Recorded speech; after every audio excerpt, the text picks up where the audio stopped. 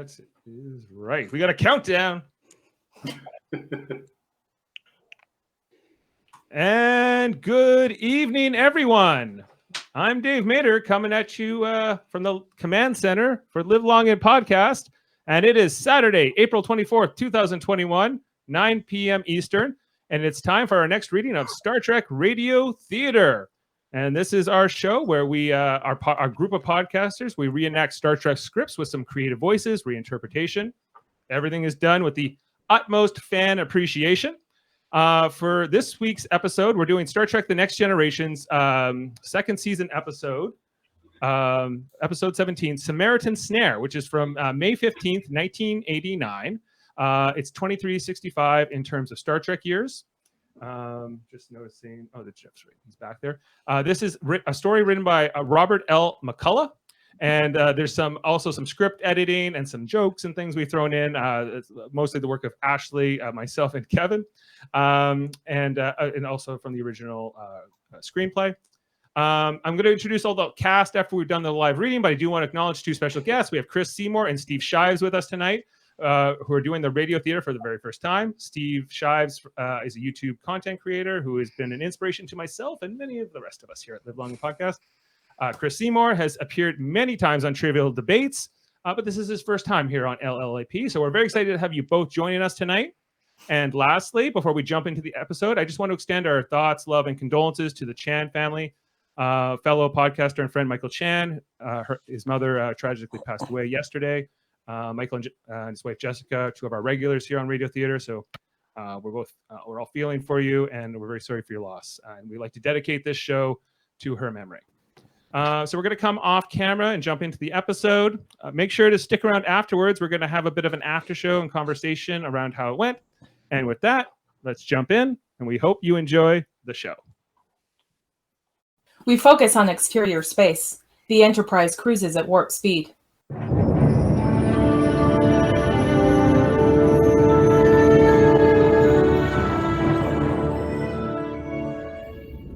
Captain's log, stardate 42779.1. We're en route to Epsilon 9 sector for an astronomical survey of a new pulsar cluster. In the meantime, Ensign Crusher will be diverting to Starbase 515 for Starfleet exams. We focus on the bridge. Riker, Data, and Worf are at their usual stations. Wesley enters the bridge from the turbolift and starts to take over at the helm, but Riker stops him and hands him a data module.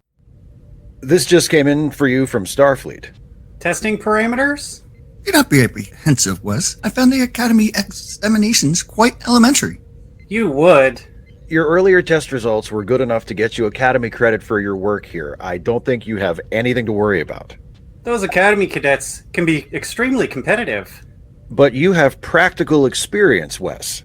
Commander Riker is correct. While the information imparted to the cadets at the Academy is unquestionably vital for prospective Starfleet officers, it nonetheless requires a significant period of supplementary systems training and situational disciplines.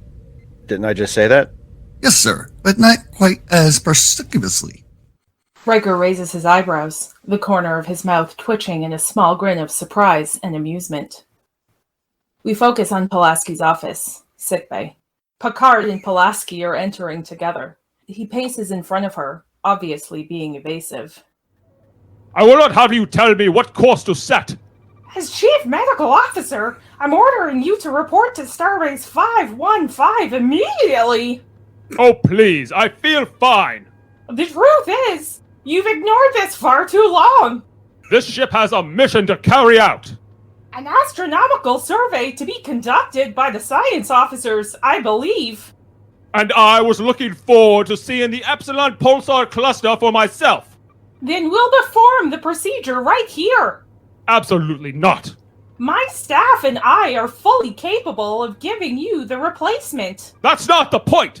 It would be... It would be inappropriate for you to carry out the procedure. Captain Picard, I had no idea. You do have an ego, don't you? Meaning? You're concerned about your image. Don't worry. If you get yourself down to Starbase 515, your image will be safe with me. Picard is angry. He takes a deep breath as if he's going to say something else and decides to turn and leave instead. We focus on the bridge. The turbolift doors open. Picard steps out, nearly bumping into Wesley, who is about to enter the turbolift.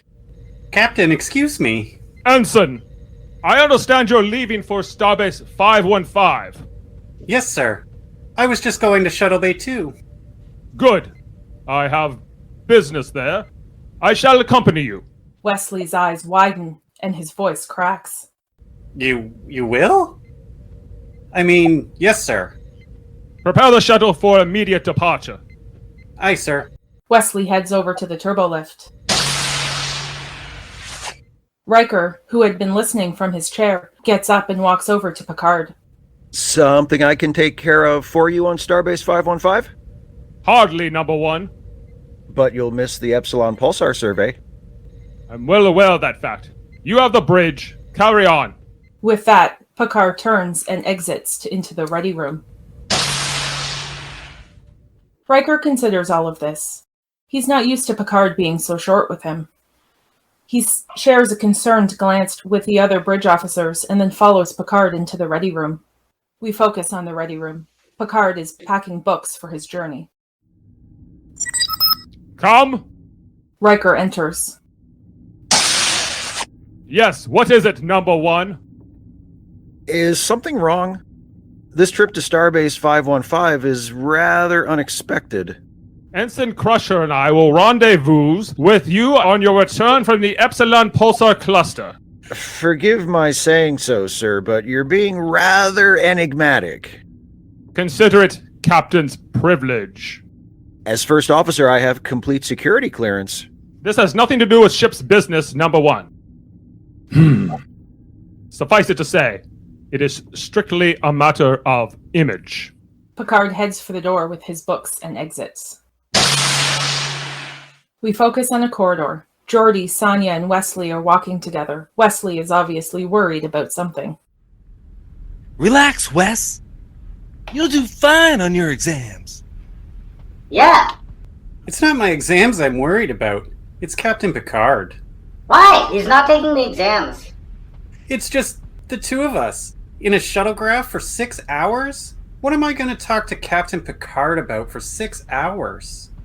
Archaeology? Semantics? Literature? Art? You could learn a lot from Captain Picard. Picard exits the turbolift, face like thunder and arm full of books.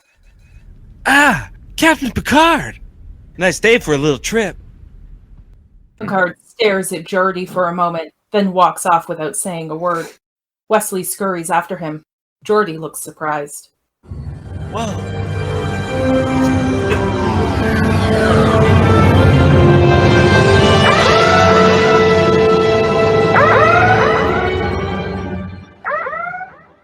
We focus on the shuttle interior.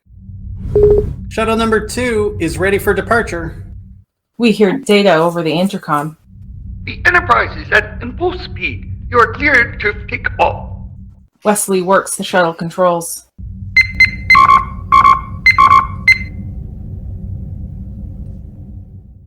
We focus on the shuttle bay. The shuttle exits the shuttle bay and heads into open space.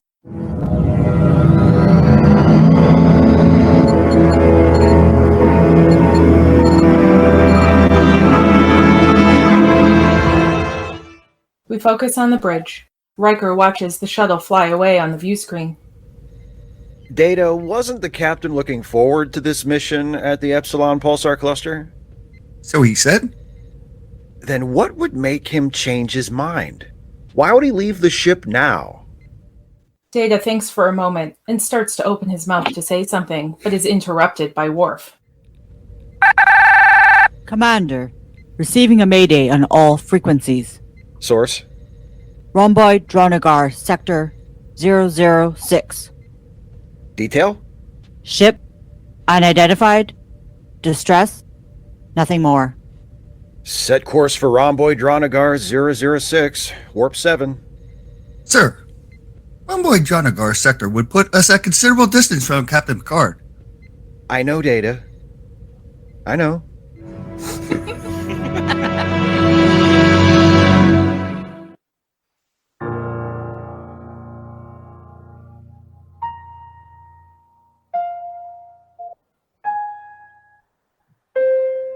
Space, the final frontier. These are the voyages of the Starship Enterprise. Its continuing mission: to explore strange new worlds, to seek out new life and new civilizations, to boldly go where no one has gone before.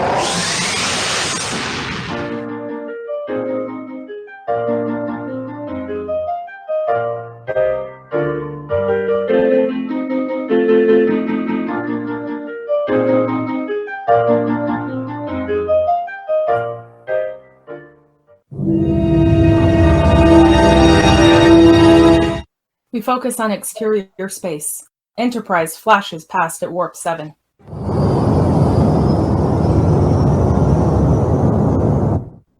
We focus on the bridge. Riker is in his chair, while Data and Worf man their stations. Entering Rhomboid Jonagar Sector 006. I have a ship on target path. Slow to impulse speed. Oi, sir! Viewer. The main viewer shows an image of an unusual alien ship. This craft is small and old when contrasted to the Enterprise. It's dead in the water. Deploy shields, sir. Hold fast. Data.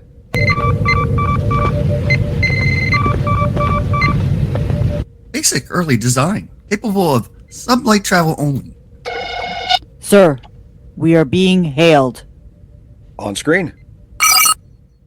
The view screen image glitches for a split second and then comes alive with the interior of the Packlet ship. It looks like an analog throwback to the late 21st century. A number of simple-minded, droopy-eyed humanoids appear to be working with great confusion on some engineering control panels. One alien is in the foreground, not looking at the camera. I am First Officer William Riker of the USS Enterprise. We're responding to your distress signal.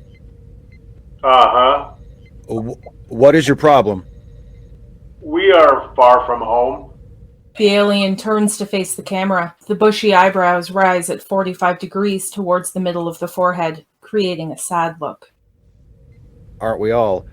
But you sent out a mayday? Uh-huh. Do you need help?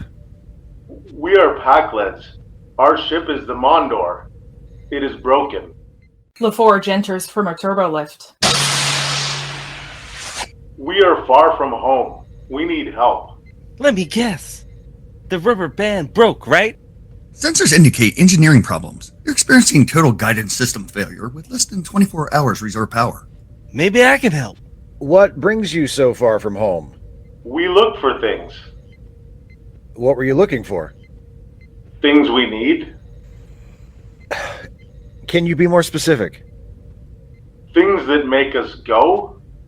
We need help. What is the nature of your mission? We look for things. Riker is getting annoyed. He looks at LaForge, and they have a quiet conversation. Did you hear an echo? Commander, from the looks of their ship, I could have them up and running in no time. You sure? Yeah, no problem. Very well. Our chief engineer will beam over to help you. Close. Commander, do we truly need to send our chief engineer over to them? Obviously, they need our help.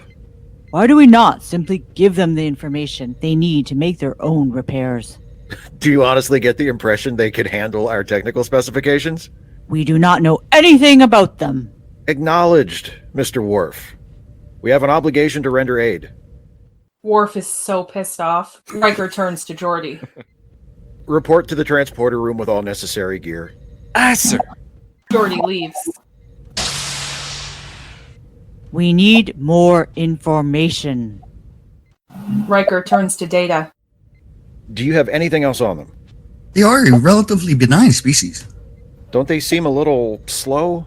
They may merely have poorly developed language skills. What about weapons? Scanners show limited ornaments. I think we can relax, Mr. Worf. They can't even move their ship without our help. We certainly have them outmanned and outgunned. Worf can't argue with that, but he still doesn't like it. We focus on exterior space, Picard's shuttle. The shuttle is flying through space at impulse speed.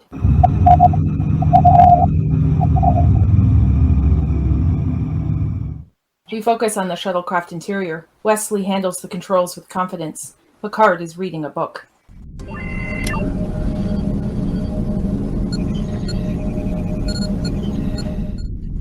ETA 13 hours, sir. It's not exactly warp speed. More like a late 22nd century interplanetary journey. Sir? You should read more history, Ensign. Yes, sir. Picard closes his book and then mumbles to himself. Complete waste of time. Pardon? I shouldn't be taking this trip at all. I should be back on board the Enterprise. Why are you coming with me to Starbase 515, sir? Well, it's certainly not my idea. Wesley shuts up, afraid to probe further. Picard glances over at Wesley. I'm sorry, Ensign. I didn't mean to take it out on you. I just hate the prospect of another damned cardiac replacement. Cardiac replacement? I didn't know. Well, now you do. A parthenogenic implant? What else would it be? My heart was injured and a replacement was necessary. That would have been it, except the replacement is faulty. Why would anyone use a faulty replacement? Picard ices over at that, glaring out at the stars ahead. Just pilot the shuttle, Ensign.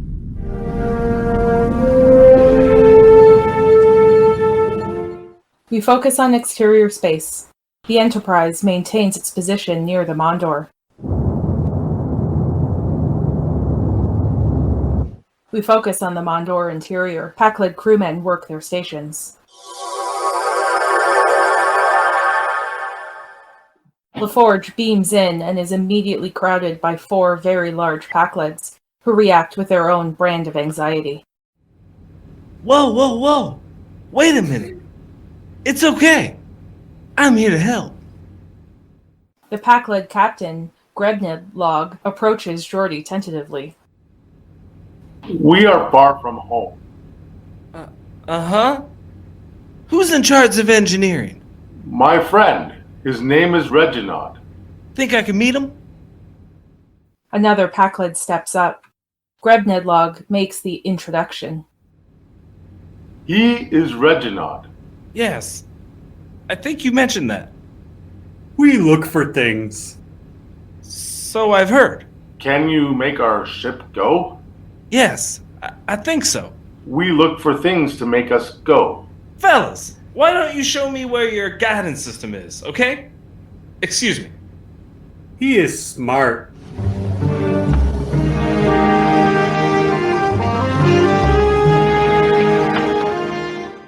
We focus on the Enterprise. Bridge. The bridge crew are watching Geordi on the view screen. Troi enters with purpose and is very concerned. Commander! Lieutenant LaForge is on an alien ship! Yes, we're rendering assistance to some curious throwbacks. How they ever mastered the rudiments of space travel is a genuine curiosity. Commander, those aliens! What they feel is not helplessness. Lieutenant LaForge is in great danger. He's in danger. Great danger. Yes, you just said that. Can you be more specific, Counselor? It's not our help they want. Well, our help is all they're going to get. They can't force us into anything. Can they? You think they're weak. Look at them. They're certainly not Harada or Romulan. Our Betazoid counselor is often aware of things beyond our perceptive abilities. You don't have to tell Riker that, Data. If anyone is aware of Troi's abilities, it's William T. Riker.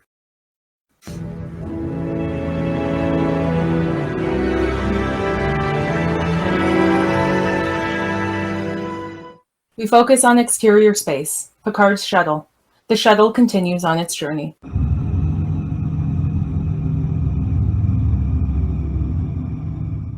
We focus on the shuttlecraft interior. Picard is staring out the window. Wesley works the controls.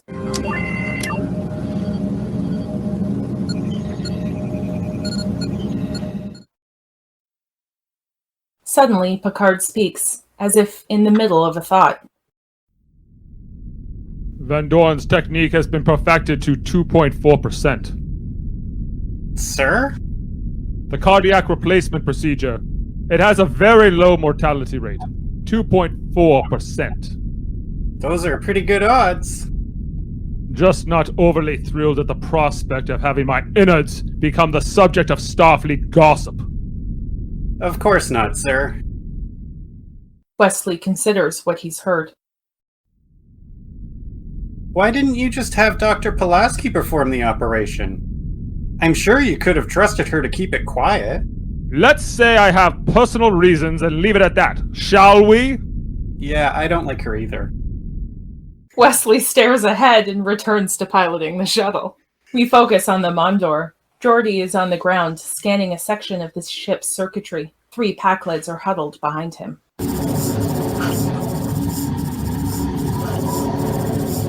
The power needs to be rerouted through this Venturi chamber before it can be channeled to the engine's coils. It is broken. Geordi pulls out a circuit board to show Reginald. Yeah, but not for long.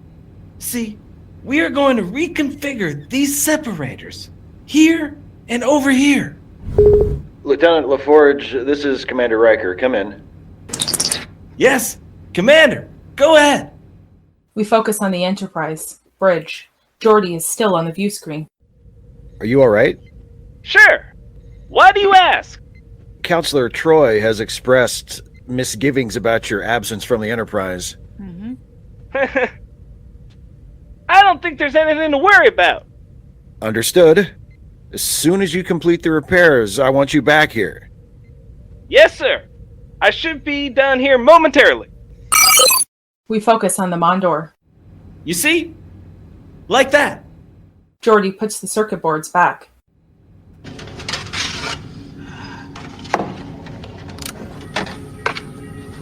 There. Your guidance is now up and running. Suddenly, the lights flicker, dim, and go dark.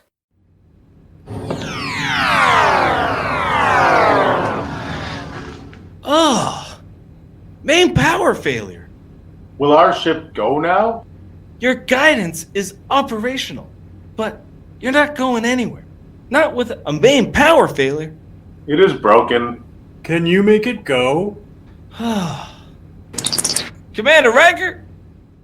We focus on the Enterprise. Bridge. I have a problem. On screen. It looks like this is going to take a bit longer than I anticipated. Riker looks to Troi, who remains unshaken in her convictions. Mm-hmm. We focus Don't on you even exterior start. space. Picard's shuttle. The shuttle continues its impulse speed journey.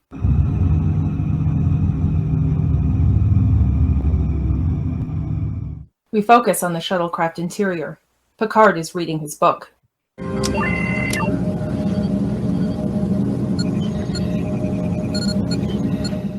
At his side, Wesley checks his instruments carefully and takes a deep breath, building up his courage. He turns back to Picard. I guess you would have preferred Commander Riker as a traveling companion. What? It's okay. You're not too comfortable with me. I understand.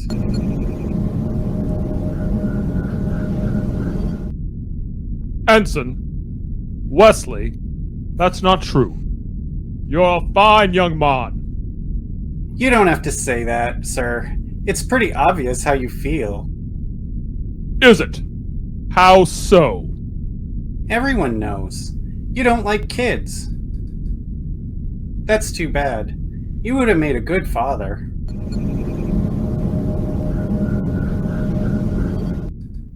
Picard closes his book. Thank you. He gets up from his chair and moves to the back of the shuttle to continue reading his book. Seems kind of rude mid-conversation, but okay. Wesley doesn't give up. Did you ever wish you had kids of your own?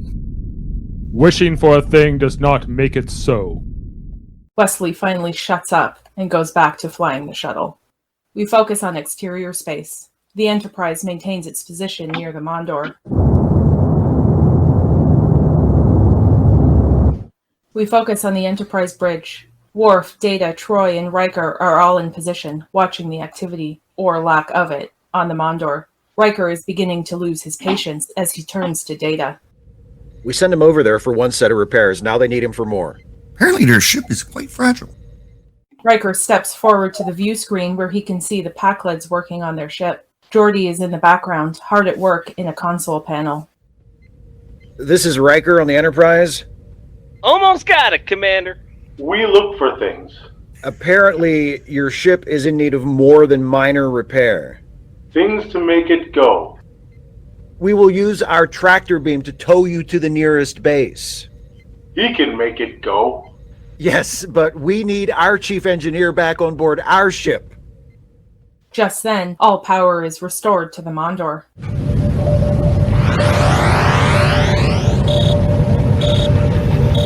Geordi pulls himself out of the console panel.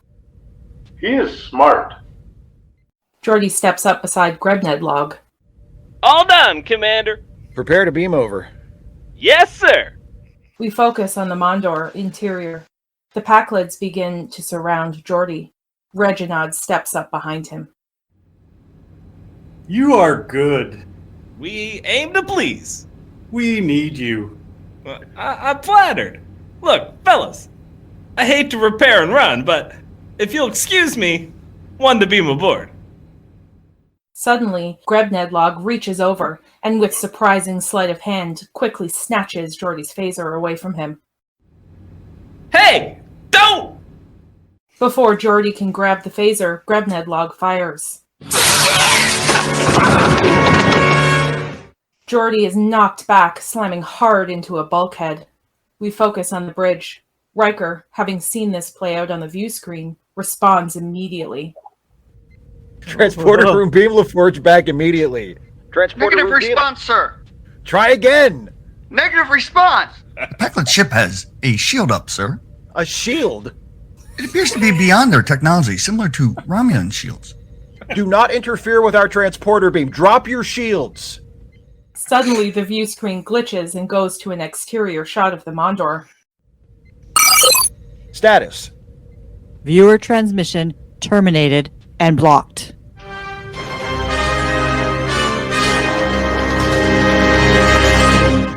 We focus on exterior space.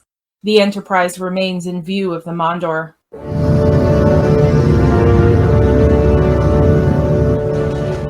We focus on the Enterprise bridge. Hail on all frequencies. Running frequency search. Negative, sir. They're ignoring us. Apparently so. Shields up. Shields up. Sensors at maximum sensitivity. Sensors at maximum. Phasers ready, sir. We focus on exterior space. Picard's shuttle.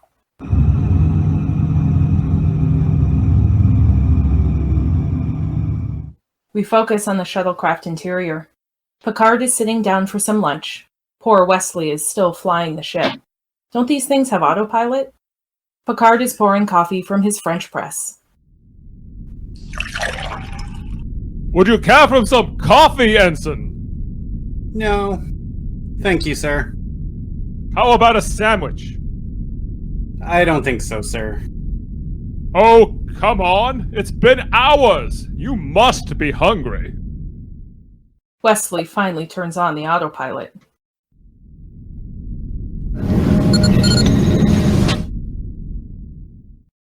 He heads to the back of the shuttle, where Picard offers him a plate piled with sandwiches. They all have the crusts cut off of them and are cut into triangles. Maybe Picard really would have made a good father. Thank you, sir. Here. Picard throws him a napkin. Were you ever married? Never had the time. Don't you ever get lonely? For ambitious Starfleet officers, there are certain costs involved. One must be cautious of long-term commitments, Wesley. No problem. Where women are concerned, I am in complete control. Really? I always had to work at that. Have you always been so disciplined? Good Lord, no. If I was, I wouldn't have had this problem. I don't understand. Well, I was a young Starfleet officer. Not many years older than you are now. Top of my academy class. Green as hell. And oh, so cocky. Too cocky, as it turned out. What happened? Several friends and I were on leave at Far-Space Starbase Earhart. It was little more than a galactic outpost in those days. Was this before the Klingons joined the Federation? That's right. Well, my mates and I were at the Bonestell Recreation Facility, which was something of a dead rough crossroads at that time, filled with an assorted bunch of galactic riffraff. When a trio of Nausicaans came in, they were clearly spoiling for a confrontation with a group of fresh-faced Starfleet officers such as ourselves. Well, everyone in the group had the good sense to give the Nausicaans a wide berth, to stand off. Everyone, that is, except me and my friends. I stood toe-to-toe with the worst of the three. He talked like this: "Human, break dumb shot, human!" Anyway, I told him what I thought of him, his pals, his planet, and I possibly made some passing references to his questionable parentage. And the next thing I knew, all three of them were on me and I was fighting for my life. I was actually doing quite well for a while, too. You fought them and won?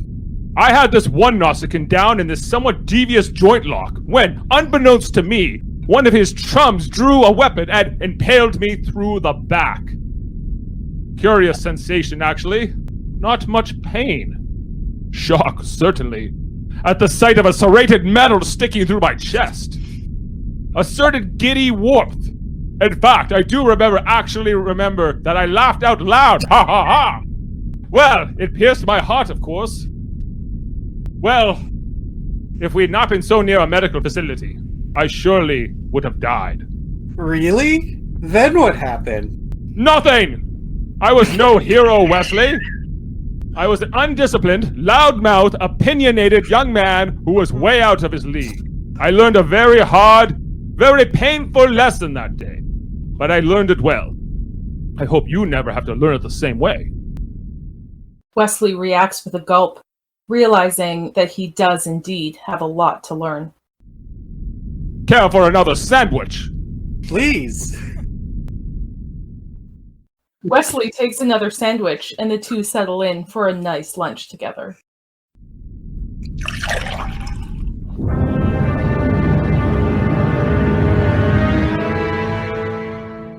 We focus on exterior space. The Enterprise is looming over the Mondor. We focus on the Enterprise bridge. Riker paces, doing his best to keep his temper in check as he looks to Data. Come on, Data!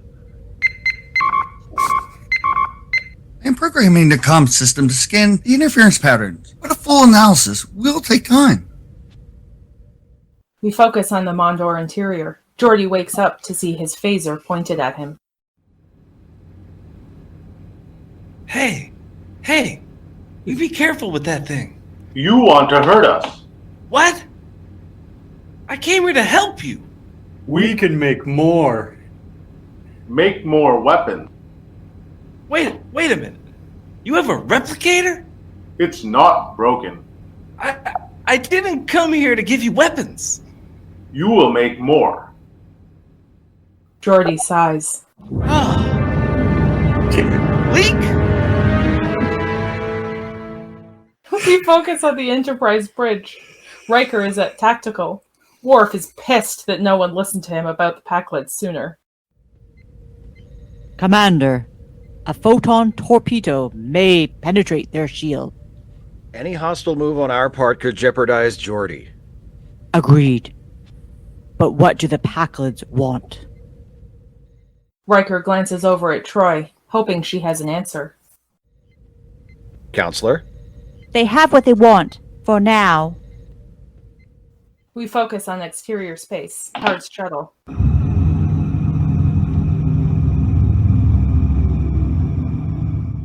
We focus on the shuttlecraft interior. Wesley is back at the helm.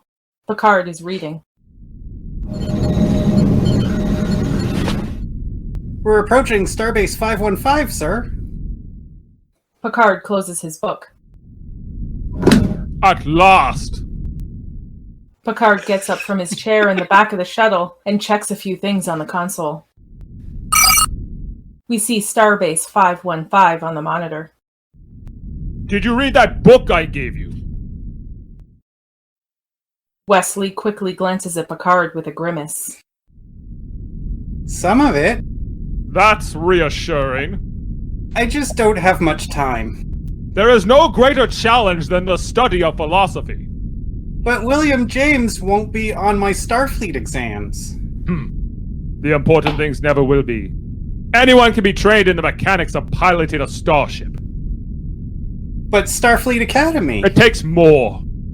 Open your mind to the past. Art, history, philosophy. And all this may mean something. Maybe Picard truly does care about him. No. We focus on exterior space. The Enterprise hasn't moved, still in sight of the Mondor. We focus on the Enterprise bridge. It's all deception. Nothing the Packlids have said or done has been sincere. Data looks up from his console. Densified scans show their guidance system to be perfectly intact, as is their power generator. Would have been nice to know that earlier. Then, what was Geordi repairing? Apparently, the putative malfunctions were carefully programmed into their ship's computer. I didn't think the Packlids had that kind of technology. They seem to have made some technological leaps forward, Commander. Oh, you think? Why would they go through the charade of needing our help?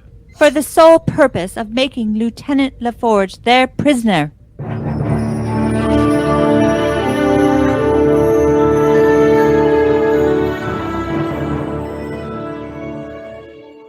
We focus on Starbase 515.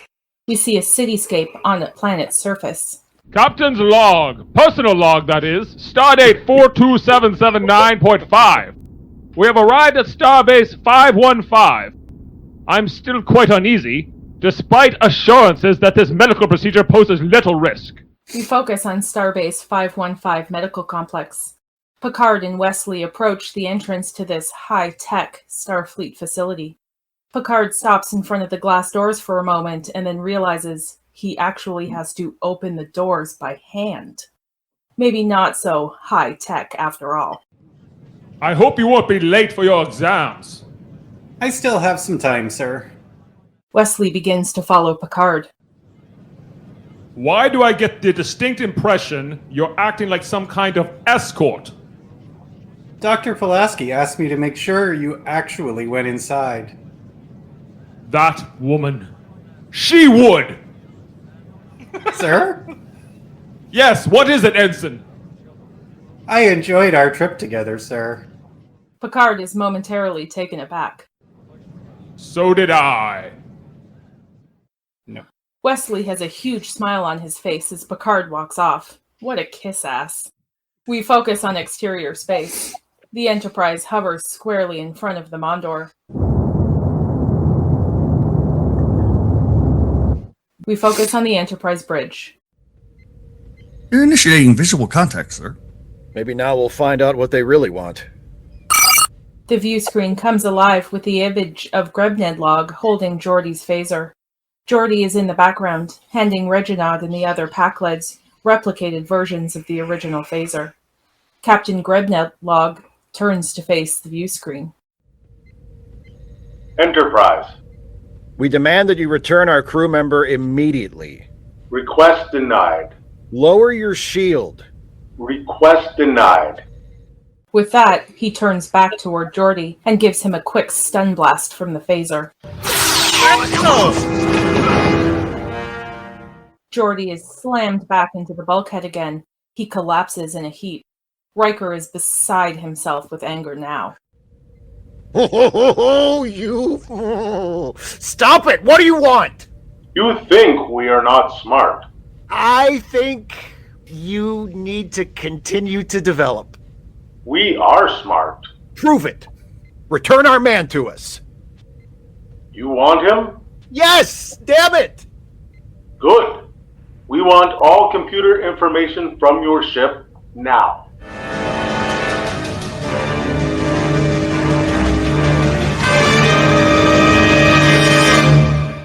We focus on exterior space.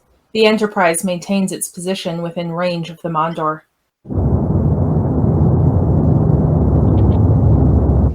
We focus on the observation lounge. Riker, Data, Worf, Troi, and Pulaski are gathered around the table. All are grim and tense. We've got a man held hostage by alien forces, and all I have are no options. I need some input. Is Geordi all right? He's already been hit by multiple phaser stuns. He could need medical attention! Security team stands by ready to take the initiative, sir. Data? Our options have not changed. We can either respond to the faculty demand or not. We can either use force or not. Thanks, Data. That really narrows it down. Thanks, Data. That really narrows it down. Allowing them access to our computer is a complete breach of Starfleet security. Then force it must be. Knew you were going to say that.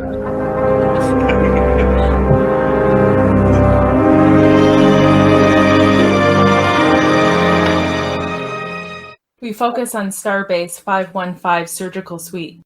There are several medical professionals in red scrubs preparing for the surgery. Picard lies on an operating table, surrounded by 24th century surgical equipment. Nurses prepare him for his procedure. We see Picard's new heart in a jar of blue liquid. The surgeon steps up to Picard. Don't worry about a thing, Captain. We've done this 100 times, and we're ready when you are. Just get on with it, Doctor. I've got work to do. The surgeon nods to the anesthesiologist. Activate sterile field. Neural calipers. The anesthesiologist places a silver wire caliper to Picard's forehead. The caliper receives a signal from a small console, which the anesthesiologist now attends to.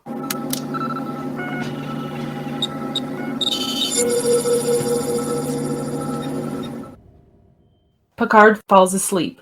The surgeon looks to his team. This will be a secondary cardiac procedure with midline entry and excision of the early model unit. I anticipate no complications as the patient has had positive primary results and exhibits extraordinary physical condition. We'll be all home in time for dinner. Tissue mitigator. A nurse responds by slapping a small glowing glass rod in his hand.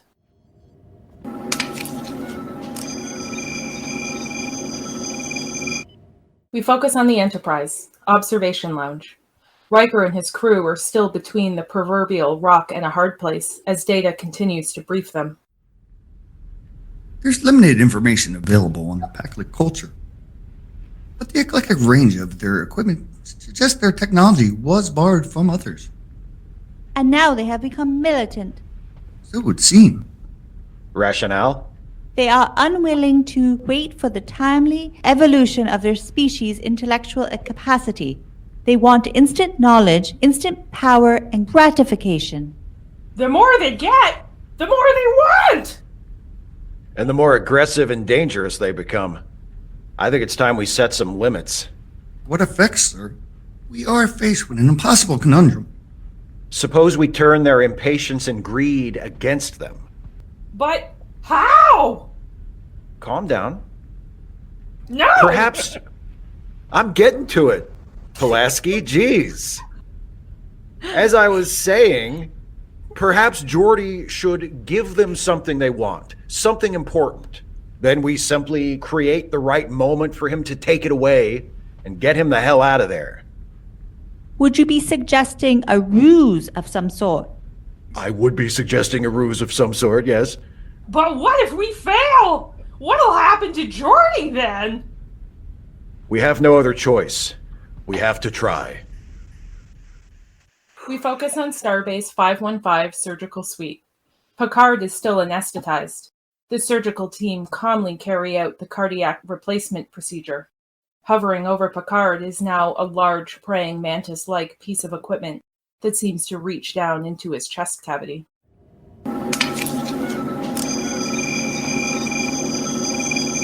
There's been some capillary reaction here. Let's proceed carefully. We'll need sharper focus on the thoracic polychromatics and verification of myocardial enzyme balance. The team attends to the equipment as the surgeon, who sounds a lot like Dr. McCoy, continues his delicate work. We focus on exterior space. The Enterprise maintains its position, looking imposing next to the tiny Packlet ship. We focus on the Mondor interior. Geordi steels himself against the effects of the phaser shots he's already endured. He stumbles over to the Packlets, clutching his side.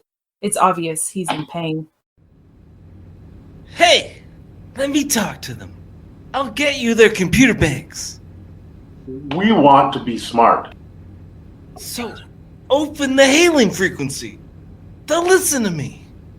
We are smart. We need their computer things. Yes, yes. We focus on the Enterprise bridge. Commander Riker! Yes, Lieutenant, we're here. The Packlets seem pretty sincere. We want what we want. I know that feeling, but our computer banks are non-negotiable. We want them. Believe me, they're nothing if not persistent.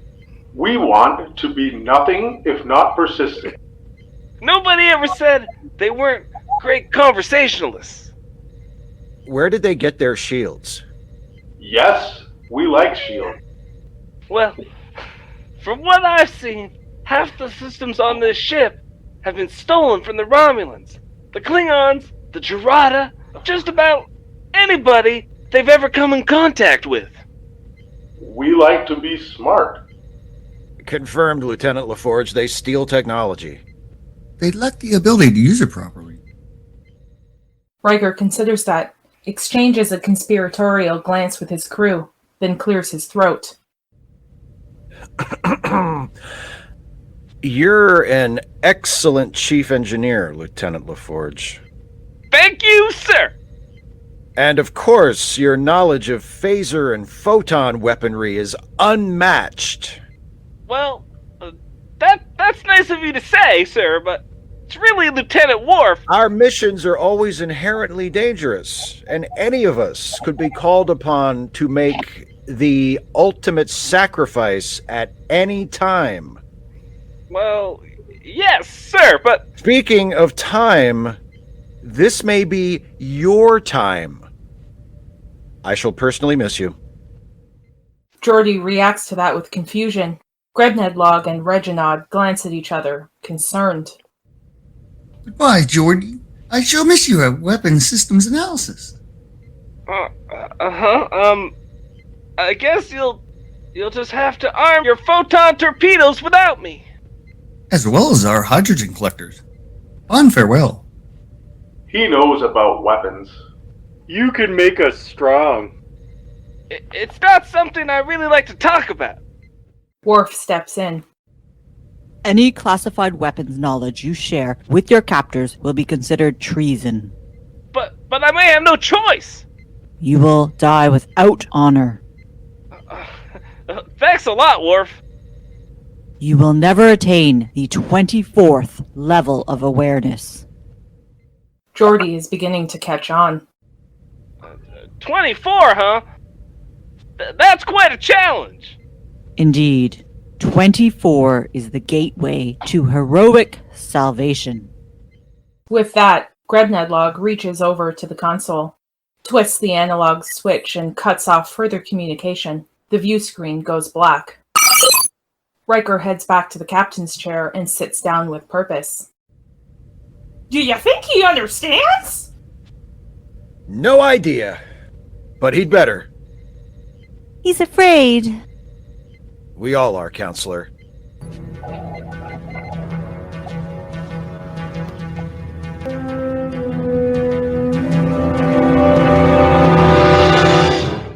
We focus on the Mondor interior. Grebnedlog turns to Geordi with new appreciation. You are smart. Not smart enough. Butterfly in the sky. I can see twice as high. I'm still here. Make us strong. I thought you wanted me to help you go. Why don't we work on that guidance system, okay? Make us strong or die. Grebnedlog points the phaser at Geordi again. Geordi sighs.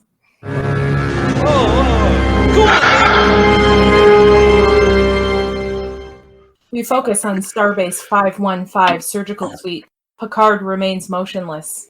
Even more awesomely technological gear is in the room now. The surgeon perspires heavily. Tension hangs in the air. It's not working. Something's wrong. The metabolization occlusions aren't holding. A nurse hands him another set of metabolators. Damn it, Jim! I can't stop the heterocyclic declination. Fuse! 3 sharp beams flash down from an overhead device. It doesn't work. Again!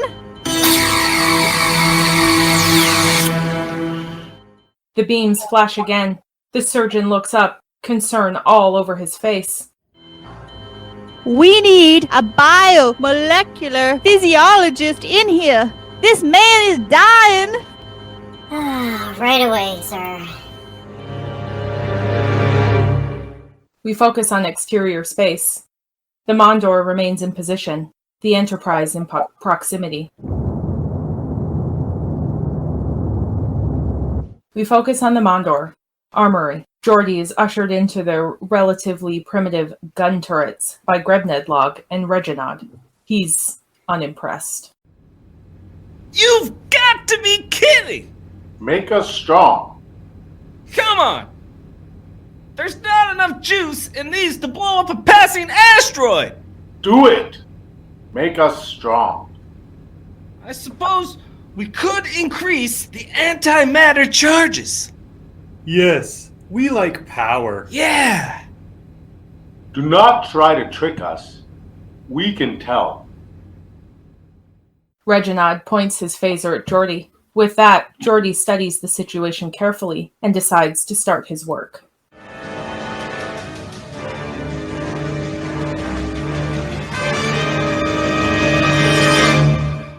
We focus on Starbase 515 operating room.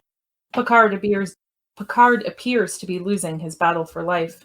His face is increasingly ashen now as the surgeon and the biomolecular physiologist crowd around their patient. Tabulation. Negative. Heterocyclics. Failing. And capillary integrity too unpredictable to attempt a resect. You unwilling to make an attempt? I'm not qualified. I know someone who is. We focus on exterior space. The Enterprise hangs close to the Mondor. We focus on the Enterprise. Engineering. Sonya looks up from the panel she's working on to look incredulously at Riker and Data. You sure he can do it, sir? Geordi's an engineer, not a weapons specialist. If anyone can improvise, it's Geordi. He never even bothers to learn his lines. What makes you think the Packlets even have that kind of gear on board? Ongoing scanning indicates progressive weapons potential. The timing will be crucial. Geordi must correctly interpret our intentions. Geordi's up to speed. I trust his instincts. The Packlets did hear our little fiction about Geordi's weapons knowledge. Exactly. They don't even suspect that Geordi knows next to nothing about weapons. And since they equate intelligence with strength, they won't pass up the chance to use that knowledge. Can you do it? Count on it. Bridge to Commander Riker. Go ahead, Bridge. I am receiving an emergency summons from Starbase 515. Captain Picard is close to death. Riker snaps his head to Data, who looks concerned. You'd almost think Data has feelings. Well, this is just perfect. Be ready! Riker and Data exit, and Sonya goes to work on the antimatter blender. Margaritas. We focus on the Mondor armory. Geordi flips switches and turns knobs on a console.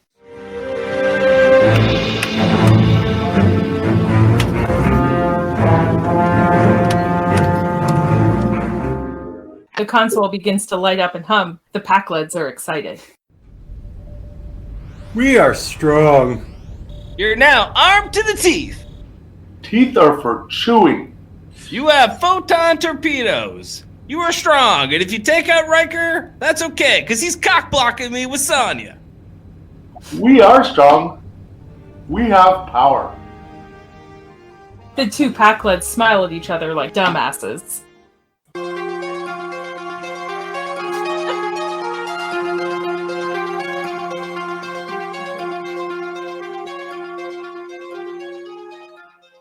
We focus on the Enterprise. Bridge. Riker is in command position, Pulaski at his side, Worf at his station, and Troi nearby as Data looks up from his scanner console. Positive indication of on-photon torpedoes, Commander. Geordi did it. Starbase requests we proceed to base at Warp 9. We've got to go! Yes, the captain needs our help. We can't leave Geordi behind. Or can we? Riker turns to Data. I want the Packlets on that screen, and I want them now! Forced spectrum communications are spotty at best, sir. Do it! The view screen comes alive with the very fuzzy force spectrum image of the Mondor Bridge, where Grebnedlog and Reginald are settling into their command chairs as Geordi stands in the background. This is the Enterprise. Return our personnel or face immediate reprisal. In other words, we'll blow you up. We are strong now. We have better weapons. Oh, are you prepared to use them? We are a force now. We will have respect. Power. We don't have time for this. You want power? Here's power. Riker to Ensign Gomez. We focus on the Enterprise. Engineering. Sonya responds as she works furiously at a panel. Ready, Commander Riker. We focus on the Enterprise bridge. Good job, Gomez. I'll see you later. Prepare firing sequencing. Start firing countdown from 24. We focus on the Mondor. The Packlets are startled at Riker's aggressiveness. Geordi takes this as his cue. I can't believe it! My friends! My people! They're trying to kill us! Kill me! Believe it. They are violent. Okay, maybe I shouldn't have said that thing about the cock block. Okay, they want to play rough? That's fine, with me. Just let me check something. Good. He is on our side now. We focus on the Enterprise. Engineering. How's this for cock blocking? Begin firing sequence. 24. 23. We focus on the Enterprise bridge. 22. 21. 20. Firing sequence proceeding, sir. 19. Hold fast. 18. 17. We focus on the Mondor. Geordi is rushing around, pressing buttons and flicking switches. 16. 15. Don't do anything yet! 14. 13. What are you doing? Making sure your systems are operative. We will attack. We are strong. 9, 8, 7, 6, 5. We should attack now. Just another second! We can't afford a misfire here! 2, 1. Hurry! We focus on the Enterprise bridge. Fire. Now! Streams of red gas shoot forward from the nacelles, envelope the Mondor in a huge, daunting shaft of red light. We focus on the Mondor. Grebnedlog pulls the weapons lever, but suddenly the entire bridge is awash in a bright red light. And nothing happens. No! Too late! We have fired. They will be destroyed. They used their crimson force field. It did not shoot. No. The crimson force field has disarmed us. They are smart. We are not strong. Drop your shields. We focus on the Enterprise bridge. Allow us to transport Lieutenant LaForge immediately. Shields are down, sir. Transporter room, beam 1 to the bridge. Aye, sir.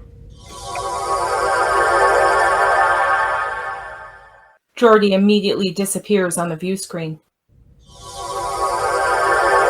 Wow! He appears beside Riker, who turns to his officer at the helm. Set heading for Starbase 515, Warp 9, and pray that we're too late. I mean, no, wait, what? Blowing that hydrogen exhaust through the bussard collectors sure put on a nice light show. Harmless but effective. Were you able to disable the photons? Just in time. That's why you're still here.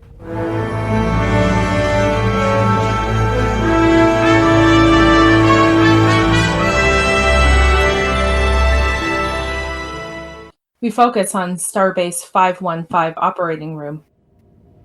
Deactivating neural calipers. All but one of the medical team leave.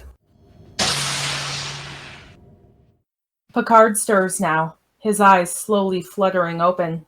He's alive, and then he scowls as he grumbles. What the hell are you doing here? Pulaski stands over him, snapping her gloves off smartly. Apparently in the future, they no longer respect the wishes of the patients. Saving your life! Oh, come on! This is a routine procedure, quite commonplace. True, but you are not a commonplace man. You'll be out of recovery in 4 hours. I didn't want you involved in this. You're welcome. If you're here, the entire crew must know. You're still the captain. Invincible. Huh. Thank you. She has a little laugh and rolls her eyes. We focus on the bridge. Picard and Wesley enter. The bridge crew give them a round of applause. Yay! Oh, bravo! Man, that was so cool! Picard is not amused. I beg your pardon? Looks like things are back to normal. I'm pleased to report that Ensign Crusher's Starfleet exam results permit him to continue his studies on board the Enterprise. Furthermore, any rumors of my brush with death are greatly exaggerated. Is that clear? Yes, sir. Then, Ensign Crusher, set course for the Epsilon sector. Warp 5. Picard assumes his command position. Engage. We focus on exterior space. The Enterprise warps out of orbit.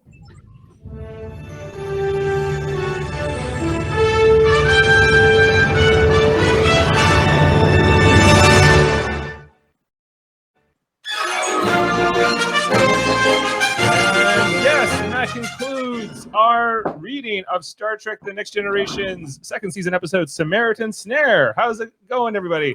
I'm Dave Mader. I was playing Captain Picard tonight. This is my wife, Jane Mader. She was playing many roles, including Worf, Deanna Troi, and the surgeon.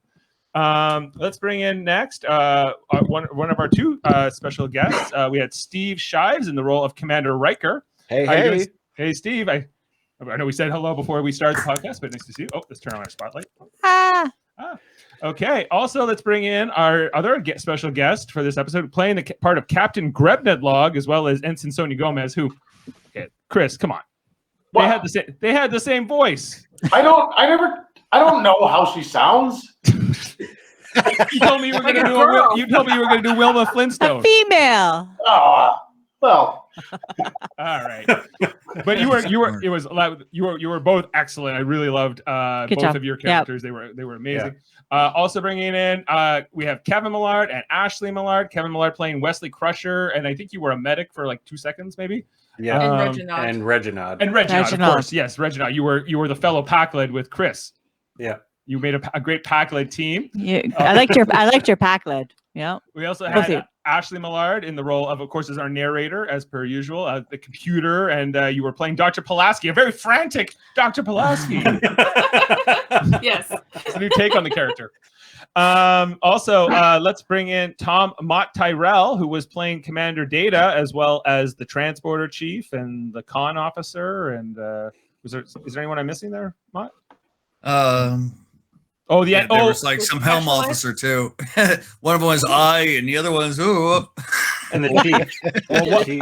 One of them was a biomolecular specialist, which everyone was loving to say. I gotta say. And last but not least, we had Steve down for a second. We had Jeff Mader in the role of Geordi LaForge, and you were also one of the medical team, I think, right? What a laugh! What a laugh! He was the nurse. Yes, I was a nurse. I was a nurse from Liverpool. Nurse Bashir. I was a nurse from Liverpool. Okay. Jeff, we gotta have a talk here, man, because like I even put a pronunciation guide into this script for you. Bussard. The Bussard collector, the Harada, not the Jarada. Do you know what? I'm okay with it. It's a poetic licensing, and I'm allowed to do what I want. All right. Well, hey, fair enough. Let's bring back Steve in here. Steve and Chris, how did you enjoy this experience? I had a blast. Yes, I thought it was great. I mean, as people who know me already know, like Riker is maybe my favorite character. He's one of my favorite characters in all of Star Trek, and one of my favorite characters, if not my favorite character on TNG. So playing him and getting to goof off as Riker was a ton of fun. So thank you very much for letting me play Riker. You were so much. You were really fun in that role, and it was great Riker. It fit like a glove. And speaking of fitting like a glove, Chris Seymour is no one ever calls him by name, but he's in the script as Grebnedlog, which we were all having fun saying, I'm sure, especially Ashley. I was tired of saying it by the end. I may never not call him that again. But Chris, your read of that character was exactly what I expected, which was amazing. It was just it was a lot of fun. Well, I'm glad to be of help, and now he's my favorite character. Well, there's an episode of Star Trek Lower Decks where the Pack-Leds return. That's right. I don't know if he's Grebnedlog exactly, but he seems to be at least related to him. And there's actually a fiction where your character, he wants to get revenge on Picard or Riker and the rest of the crew, so he actually lets himself get assimilated on purpose by the Borg, so that he can, with the Borg, fight them. But that's a classic Pack-Led plan for you. Why would the Borg ever assimilate the Pack-Led? Yeah, they have all the technology that they've stolen. I guess they do, but they have assimilated all of those. Well, yeah, remember the Kazons were the one species not worthy of assimilation? One of my favorite jokes in all of Star Trek. You're like, nah, they weren't worth it. We just passed them right over. Yeah, it was just like, they're out of here. But yeah, the Pack-Led. I like Reginald, the other Pack-Led as well. Yes, Reginald. My friend, his name is Reginald. And then we look for things. We look for things. We are smart. Yeah, they it got pretty tense there, though. It's a hostage situation and everything. It's and Worf was right. And then Worf Riker is and always Geordi right. started fighting. Yeah. Who knew that there was such jealousy between Riker and Geordi over Ensign Gomez? I mean, some tension there. With a male voice, too. You know what was great about this for me? Is I don't know this story. As we were reading it, I learned it. Like, I was waiting in anticipation to find out what was going to happen next. I didn't know. Does Picard die? I just Geordi got get out of here. Was he promoted to lieutenant commander? And this is why you're wearing a Star Wars shirt. Yes. And It would be amazing if you became a huge Star Trek fan now just from doing this episode with us. I never were like, that paid- story was amazing.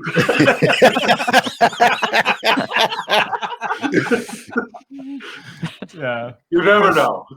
Right, we were doing this radio theater. We've been friends with you, Chris. I've been friends with you for over 10 years. And we even got you into Steve. There was a curling team uniform, all based in Star Trek shirts. We did because we met at the curling club. Wow!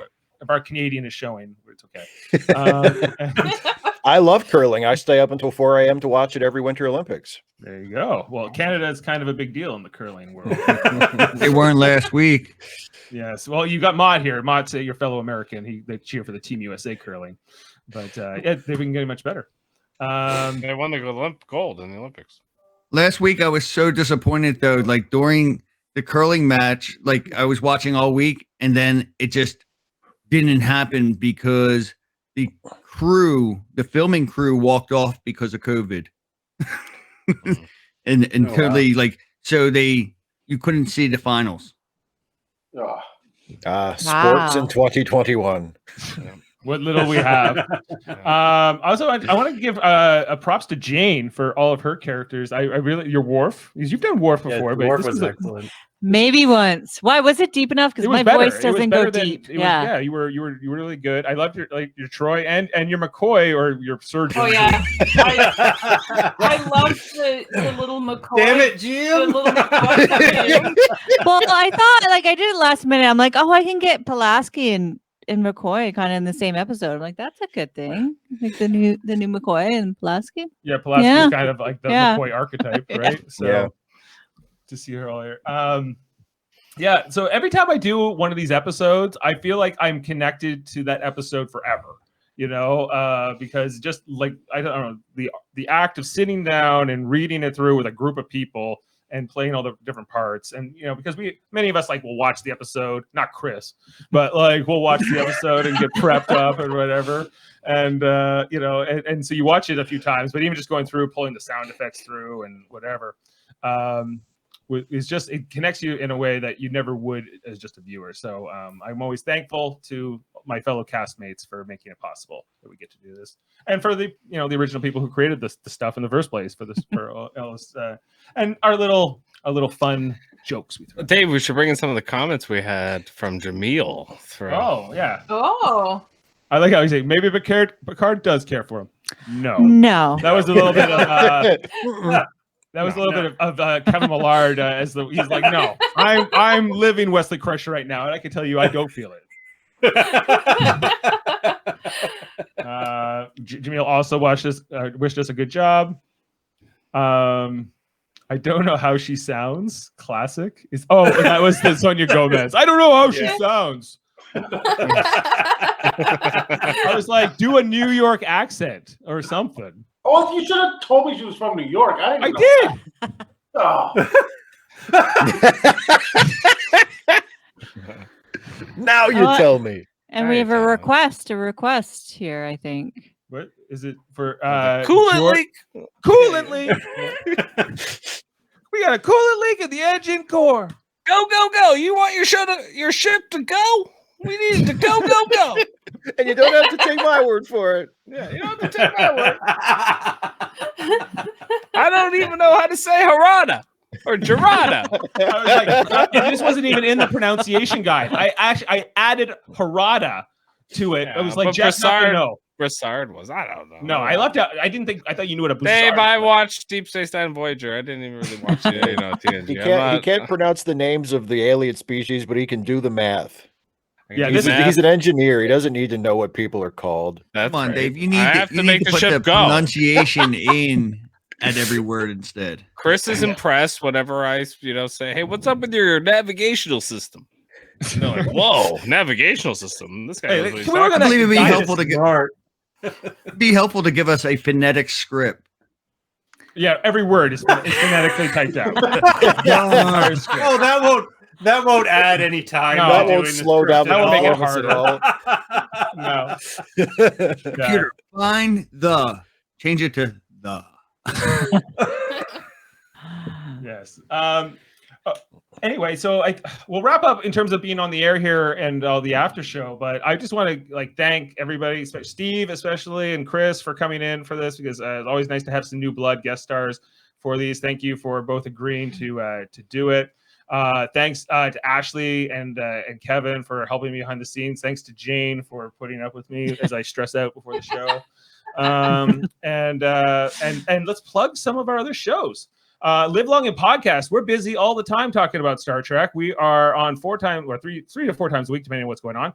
Tuesdays we are doing Star Trek Deep Space Nine. Jeff, we're in middle season 3.